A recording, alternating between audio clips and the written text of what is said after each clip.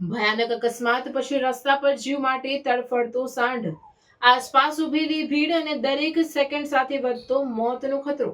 દ્રશ્ય એવું કે કોઈની આંખો ભીની થઈ જાય અને બસ એક જ આશા, કરુણા એમ્બ્યુલન્સ.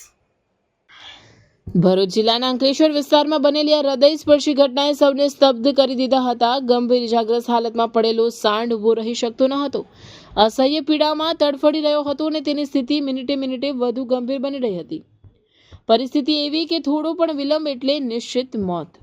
સ્થળ પર હાજર લોકોએ વિલંબ કર્યા વિના તરત જ 1962 હેલ્પલાઇન પર કોલ કર્યો, કારણ કે હવે દરેક ક્ષણ કિંમતી હતી.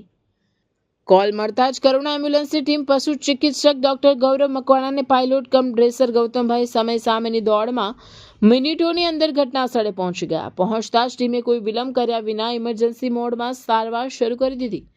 પ્રાથમિક તપાસમાં જાણવા મળ્યું કે સાંઢને ગંભીર અને બહુવિધ ઈજાઓ થઈ હતી. શરીરના વિવિધ ભાગોમાં ઘા અને શોક તરફ ધકેલતી પરિસ્થિતિ. આ સ્થિતિમાં દરેક સેકન્ડ જીવન અને મૃત્યુ વચ્ચેનો અંતર નક્કી કરી રહ્યો હતો. આવી નાજુક ઘડીએ ડોક્ટર ગૌરવે તરત જ લાઈફ સેવિંગ ઇન્ટરવેન્શન શરૂ કર્યું. ઘાયલ ભાગોને એન્ટીસેપ્ટિક પદ્ધતિથી સંપૂર્ણ સ્વચ્છ કરીને ડ્રેસિંગ કરવામાં આવ્યું. બ્લીડિંગને નિયંત્રિત કરવામાં આવ્યું. પીડા ઘટાડવા જરૂરી દવાઓ આપવામાં આવી અને ઇજાગ્રસ્ત અંગોને સ્થિર કરવામાં આવ્યા. સાથે જ શોક મેનેજમેન્ટ અને ફ્લુઇડ થેરાપી દ્વારા જીવન બચાવવા માટે આક્રમક પ્રયત્નો હાથ ધરાયા. અને પછી મોત સામેની જંગમાં આવ્યો ટર્નિંગ પોઈન્ટ. થોડી જ વારમાં સાંઢના શરીરે સારવારનો સકારાત્મક પ્રતિસાદ આપવાનું શરૂ કર્યું. તેની સ્થિતિમાં ધીમે ધીમે નોંધપાત્ર સુધારો જોવા મળ્યો અને મોતના આરે પહોંચેલો જીવ પાછું જીવન તરફ વળ્યો. આ ઘટના માત્ર એક સારવાર નહીં, પરંતુ સમયસર લેવાયેલ નિર્ણય, ટીમની નિષ્ણાંતિ અને માનવતાની જીત તરીકે ઉભરી આવે છે.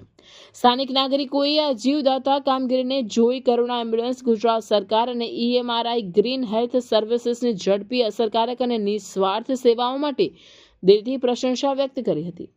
આ ઉત્તમ કામગીરી બદલ ભરૂચ જિલ્લાના પ્રોજેક્ટ કોઓર્ડિનેટર યોગેશ દોશી તથા programme manager doctor Pankaj Mishra દ્વારા ટીમને અભિનંદન પાઠવવામાં આવ્યા હતા.